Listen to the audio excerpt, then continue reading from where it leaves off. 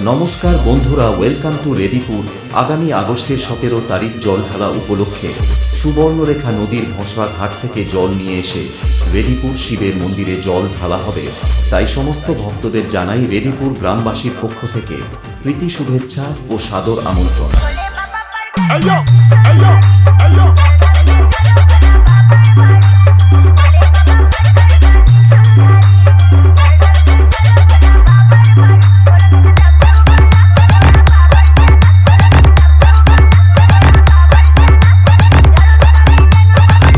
status centre Pratap Dighi से